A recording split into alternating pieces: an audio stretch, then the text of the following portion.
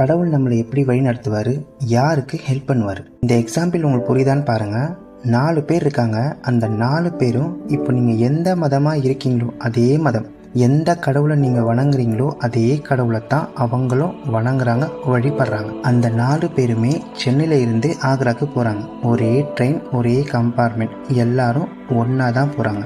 Okay, அதில் ஃபஸ்ட்டாக இருக்கிறவர் தாஜ்மஹாலை விசிட் பண்ணி பார்க்குறதுக்கு போகிறாரு. அவருக்கு ரொம்ப நாள் ஆசை, நான் தாஜ்மஹாலுக்கு போகணும், அங்கே போய் எல்லாத்தையுமே சுற்றி பார்க்கணும், நான் நேரடியாக தாஜ்மஹாலை பார்க்க போகிறேன், என் கையால் அதை தொட்டு நான் உணர்வுபூர்வமாக அதை உணர போகிறேன் அப்படின்னு அவர் ரொம்ப நாளாக வெயிட் பண்ணி இருந்து இப்போ அவர் அங்கே ரொம்ப ஆசையோடையும் சந்தோஷமாகவும் போகிறாரு. 2ஆவதாக இருக்கிறவரும் சேம் அதே மாதிரி தாஜ்மஹாலுக்கு தான் போகிறாரு. ஆனால் இவர் எப்படின்னா எந்த விதமான ஆசையும் இல்லை, எதிர்பார்ப்பும் இல்லை. நம்ம டெய்லி சோஷியல் மீடியாவில் டைம் பாஸ் பண்ணுறோம் இல்லையா, அதே மாதிரி.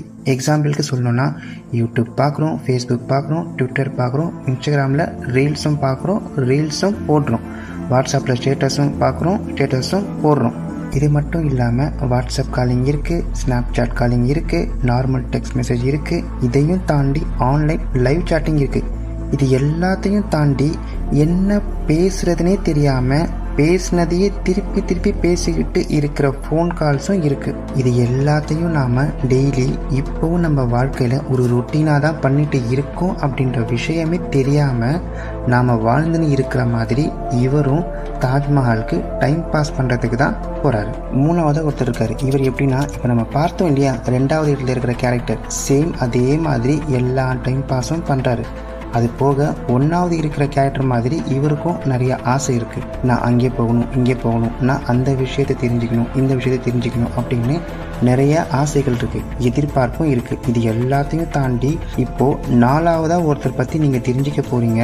அவர்கிட்ட இருக்கிற எல்லா பழக்க வழக்கங்களும் எல்லா தகுதியும் இவர்கிட்டையும் இருக்குது. ஆனால் இவர் எப்படின்னா நான் இப்போ ஒரு இடத்துல இருக்கேன், நான் ஒரு மெயின் ஜங்ஷனில் இருக்கேன், இங்கேருந்து நான் காஷ்மீர் போகணுமா, இல்லை கன்னியாகுமரி போகணுமா, இல்லை கொல்கத்தா போகணுமா, இல்லை இதெல்லாம் வேண்டாம் நான் மும்பை போகணுமா அப்படின்னு 4 பக்கமும் வழி இருக்குது. ஆனால் எங்கே போகிறதுனே தெரியாமல் இப்போது அவர் இந்த ட்ரெயினில் ட்ராவல் பண்ணுறாரு. ஓகே, 4ஆவதாக ஒருத்தர் இருக்கார். இவர் எப்படின்னா தன்னுடைய உள் உணர்வை புரிஞ்சு தனக்குத்தானே இதுதான் என் நோக்கம் அப்படின்னு முடிவு பண்ணி அதை தீர்மானம் பண்ணி இதுதான் என் லட்சியம், இதுதான் என் கோல், இதுதான் என் விஷன், இதுதான் என் லைஃப் அப்படின்னு ரொம்ப தீவிரமாக அதை நோக்கி அவர் போகிறாரு. இதுதான் என் வழி அப்படின்னு அவருக்கு தெரியும். அதனால தான் அவர் ஃபஸ்ட்டு ஸ்டெப் அப்படின்ற ஒரு விஷயத்தை செய்கிறாரு. அந்த முதல் படிக்கட்டு தான் அவரை மேலே மேலே கொண்டு போகும். 1லேருந்து 100க்கு போகணும் அப்படின்ற தெளிவு இருக்குது. அந்த தெளிவு இருக்கிறதுனால தான் 1 எங்கே இருக்குன்னு தேடி அதை நோக்கி அவர் போகிறாரு. அவருக்கு தெரியும் 1 எங்கே இருக்குன்னு, நான் தேடி போனால் மட்டும்தான் 2 எங்கே இருக்குது அப்படின்ற ஆப்ஷனே எனக்கு தெரிய வரும், இல்லைனா புரிய வரும் அப்படின்ற புரிதல் அவர்கிட்ட இருக்கும். அதனால தான் அவர் அந்த 1 தேடி அந்த ட்ரெயினில் ட்ராவல் பண்ணுறாரு. 1லேருந்து 100க்கு போகணும் அப்படின்ற லட்சியம் இருந்தால் மட்டும்தான் கடவுள் காட்டுற வழி உங்கள் கண்ணுக்கு தெரியும். எந்த ஒரு லட்சியமும் இல்லாமல் ஒரு விஷனே இல்லாமல் நீங்கள் வாழ்ந்தீங்கன்னா கடவுள் உங்களுக்கு எத்தனை முறை வழி காட்டினாலும் அதை நீங்கள் பார்க்கவும் மாட்டீங்க, கவனிக்கவும் மாட்டீங்க. கடவுள் உங்களுக்கு வழி காட்டாமல் இருக்கிறாரு அப்படின்னு நீங்கள் நினைக்கிறீங்க. அந்த மாதிரிலாம் ஒன்றும் கிடையாது. நீங்கள் தான் அதை கவனிக்கவும் மாட்டீங்க, பார்க்கவும் மாட்டீங்க. புரிஞ்சுதா உங்களுக்கு? இப்போது இந்த வீடியோவோட லாஸ்ட்டுக்கு வந்துட்டோம்.